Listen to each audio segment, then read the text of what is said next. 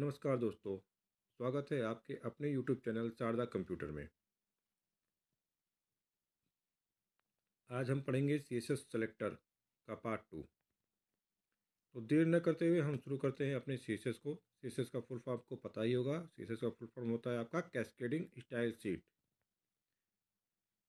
Question number 1 है आपका, सभी H1 एलिमेंट यानी हेडिंग के पहले एलिमेंट में बैकग्राउंड कलर को कैसे सेट करें। आपके 4 ऑप्शंस हैं, पढ़ लीजिए एक बार। तो इन चारों में आपका ऑप्शन नंबर सी सही है। H1 background dash colour colon red. जी। नेक्स्ट, किसी एलिमेंट का कलर बदलने के लिए किस सीएसएस प्रॉपर्टी या एट्रीब्यूट का प्रयोग करेंगे। तो सीएसएस इस क्वेश्चन को और एक तरीके से दे सकता है आपका, वही मैं आपको बता देता हूँ। वेब पेज पे लिखे हुए टेक्स्ट का कलर बदलने के लिए कौन सा सीएसएस प्रॉपर्टी यूज करेंगे, या वेब पेज पे लिखे हुए फॉन्ट का कलर बदलने के लिए कौन से सीएसएस प्रॉपर्टी का प्रयोग करेंगे। तो इससे कंफ्यूज मत होइएगा, टेक्स्ट कलर का है या फॉन्ट कलर का है, क्योंकि सीएसएस में फॉन्ट या टेक्स्ट एक ही बात है। और उसका कलर बदलने के लिए सिंपल सा ऑप्शन नंबर सी आपका सही तरीका है। सिंपल कर आप लिखेंगे कलर कॉलन कलर का नाम। जैसे अगर मान लीजिए आपको रेड कलर में चेंज करना है तो कलर कॉलन रेड, ब्लू करना हो तो कलर कॉलन ब्लू। आप सिंपल बताएंगे। क्वेश्चन में आपको टेक्स्ट और फॉन्ट लिख के कन्फ्यूज़ करेगा, और ऑप्शन में आपको वही दे देगा, टेक्स्ट कलर फॉन्ट कलर। तो इससे कंफ्यूज नहीं होना है, डायरेक्ट आपको कलर कॉलन कलर नेम दे देना है। नेक्स्ट, टेक्स्ट साइज को बदलने के लिए किस सीएसएस प्रॉपर्टी का प्रयोग करेंगे। टेक्स्ट साइज को बदलना है तो टेक्स्ट साइज को बदलने के लिए आपको फॉन्ट प्रॉपर्टी का यूज करना पड़ेगा। और फॉन्ट के 3 होते हैं, फॉन्ट फैमिली, फॉन्ट साइज और फॉन्ट विड्थ।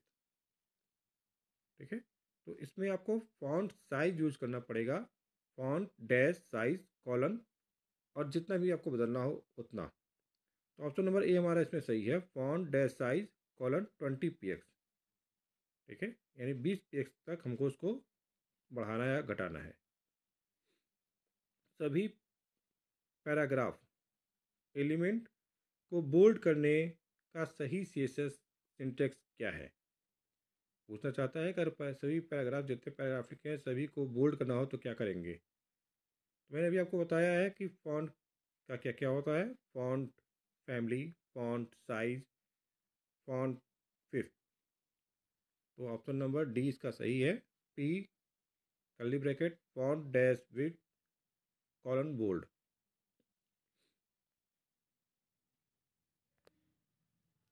नेक्स्ट क्वेश्चन 5वां, सीएसएस सिंटैक्स को 2 भागों में विभाजित किया जा सकता है। सीएसएस सिंटैक्स को 2 भागों में से मतलब सीएसएस सिंटैक्स को कैसे कैसे आप लिख सकते हैं। तो सिंपल सा सीएसएस के 2 भाग होते हैं, पहला प्रॉपर्टी और फिर उसकी वैल्यू। आप टैग बताएंगे, टैग को सिलेक्टर बोलते हैं। आप कर्ली ब्रैकेट्स यूज करते हैं, पहले प्रॉपर्टी लिखते हैं और फिर प्रॉपर्टी की वैल्यू। प्रॉपर्टी में आप कलर, बैकग्राउंड कलर, इमेज बताते हैं। वैल्यू में आप bold, italic, underline, red, green, no line, ये सब बताते हैं। तो इस हिसाब से अगर देखा जाए तो इसका सही जवाब आपका सी वाला होगा, प्रॉपर्टी एंड वैल्यू। नंबर 6, आपका द कलर कॉलन ब्लैक इस syntax sorry in CSS syntax is, ये क्या है। तो सिंपल सा यहाँ पे आपने क्या कर रखा है, यहाँ पे आपने पूरा डिक्लेरेशन कर रखा है, कलर भी बताया, कॉलन कलर का नाम भी, यानी प्रॉपर्टी बताई और प्रॉपर्टी की वैल्यू भी। तो यहाँ पे हमने पूरी तरह से डिक्लेयर कर रखा है। तो ऑप्शन नंबर ए इसका सही है। नीचे दी गई पंक्ति में किस प्रकार की सीएसएस का उपयोग किया गया है। P syntax colour colon red, Sharda computer P. मैंने आपको शुरू में बताया था 3 तरह के सीएसएस होते हैं, इंटरनल, इनलाइन, एक्सटर्नल। इनलाइन का मतलब अगर टैग के साथ ही आप जो भी HTML टैग यूज़ करते हैं उस टैग के साथ ही CSS को डिफाइन किया जाए तो वो होता है आपका इनलाइन CSS। तो यहाँ पे हम देख रहे हैं कि P के साथ ही आपका CSS डिफाइंड है, यानी कि इसका सिंपल सा होता है इनलाइन CSS। अच्छा, इंटरनल CSS क्या होता है? जब हम किसी चीज़ को हेड पार्ट में डिफाइन करते हैं और बॉडी में यूज़ कर लेते हैं CSS को, तो वो आपका होता है इंटरनल। जो भी पीछे जितना बताया गया वो सब इंटरनल CSS का ही एक तरह से एग्जाम्पल था।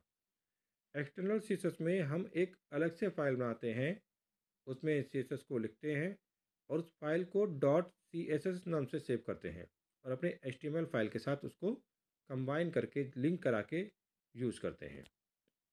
हाइपर लिंकिंग होती है, लिंक होता है, जिससे ये काम आसानी से हो जाता है। तो क्वेश्चन नंबर 7 का सही आंसर आपका ए वाला है, इनलाइन CSS, जो कि पैराग्राफ के साथ ही उसको डिफाइन किया गया है।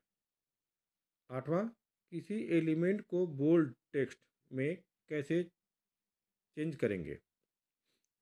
अभी पीछे भी इसका क्वेश्चन आया था आपका, अगर आपको नहीं है तो मैं आपको क्वेश्चन दिखा देता हूँ। आई थिंक क्वेश्चन नंबर 4, हमने फॉन्ट को पूरा बोल्ड किया था, पूछा था पैराग्राफ को बोल्ड करने के लिए। तो जैसे आप पैराग्राफ को बोल्ड करेंगे, ऑप्शन नंबर डी इसका सही था, फॉन्ट फिफ्थ बोल्ड। बिल्कुल यही चीज़ आपको यहाँ भी करना है। तो ऑप्शन नंबर 8 का सही जवाब क्या होगा? Option number C, font dash with colon bold. इसके 3 मैंने और बताए थे, जैसे यहाँ पे दिखा है, एक है फॉन्ट डैश साइज, लेकिन साइज के साथ कितना बड़ा करना है कितना छोटा करना है ये बताएंगे, बोल्ड नहीं लिखेंगे। फॉन्ट डैश साइज, फॉन्ट जितना भी बड़ा या छोटा करना होगा अंकों में, साथ में PX। या फॉन्ट फैमिली, तो फॉन्ट का नाम हम बताएंगे, जैसे कि Verdana, Time New Roman, Arial, Monotype Corsiva, Elephant, Impact, इस तरह से। इस हिसाब से ऑप्शन नंबर डी का सही जवाब आपका सी है, font with bold. Option number 9, sorry question number 9, हम CSS से वेब पेज का फॉन्ट राइटिंग यानी फॉन्ट फेस यानी लिखावट कैसे बदल सकते हैं? मतलब आपका जो वेब पेज है उस पर जो लिखा हुआ है, अगर उसका लुक आप बदलना चाहते हो, लिखावट का तरीका बदलना चाहते हो, राइटिंग स्टाइल बदलना चाहते हो, तो आप क्या करोगे? तो सिंपल सा, अभी पीछे भी मैंने बताया था फॉन्ट के, तो फॉन्ट का क्या होता है? Font family.